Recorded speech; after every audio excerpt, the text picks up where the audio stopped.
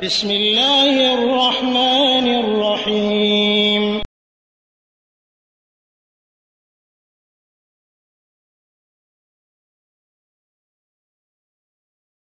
ওয়ালাইকুম আসসালাম রহমতুল্লাহ। ভাই, আপনি প্রশ্ন করেছেন যে মেশক করে অজু করে নামাজ পড়লে 70 গুণ সব বেশি পাওয়া যায় বিনা মেশকের চেয়ে।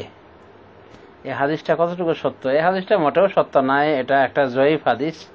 এ মর্মে যা কিছু পাওয়া যায় সবই জয়ীফ এবং জাল। তবে রাসূলুল্লাহ সাল্লাল্লাহু আলাইহি ওয়াসাল্লাম মেশক ব্যবহার করতেন। মেশক তিনি ব্যবহার করার প্রতি তাগিদ দিয়েছেন। তিনি বলেন, লাউলা নাশুকা আলা উম্মতি লা আমারতুহুম বিসওয়াকি মা কুল্লি সালাতিন। এক হাদিসে বর্ণনায় বলা হয়েছে যে আমি যদি আমার উম্মতের উপর কষ্টকর না মনে করতাম তাহলে তাদেরকে আমি প্রত্যেক সালাতের টাইমে সালাতের সাথে ওযু করার মেশক করার নির্দেশ করতাম। আর এক হাদিসে রয়েছে যে আমি যদি কষ্টকর না মনে করতাম তাহলে আমি আমার উম্মতকে নির্দেশ করতাম প্রত্যেক ওযুর টাইমে ওযুর সময় মেশক করতে।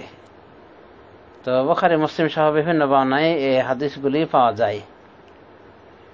তো এগুলি যথেষ্ট, মেশক মর্মে যা এসেছে বিশুদ্ধ হবে, তাই আমাদের জন্য যথেষ্ট। আর মেশকের ফজিলতে যে মেশক পড়লে এত রাকাত বেশি নামাজ আদায় হয়, এত গুণ বেশি হয়, যেমন 70 গুণের কথা বলা হলো, এগুলো সব জয়ীফ জাল হাদিসের বক্তব্য। সেই হাদিসে এগুলো কিছুই পাওয়া যায় না।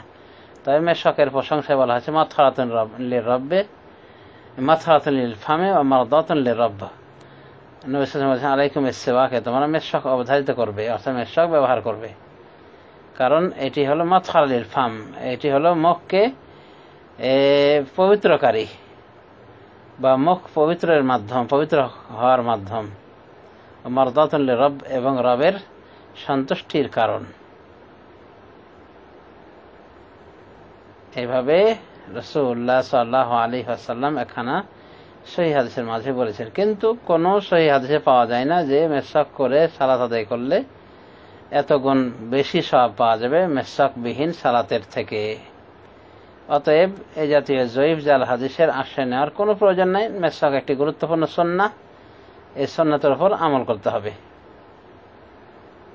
আল্লাহ রাব্বুল আলামিন আমাদেরকে সঠিক বোঝার তৌফিক দান করুন, আমিন। সাল্লাল্লাহু আলা নবিয়িনা মুহাম্মদ ওয়া আলা আলিহি ওয়া সাহবিহি আজমাইন।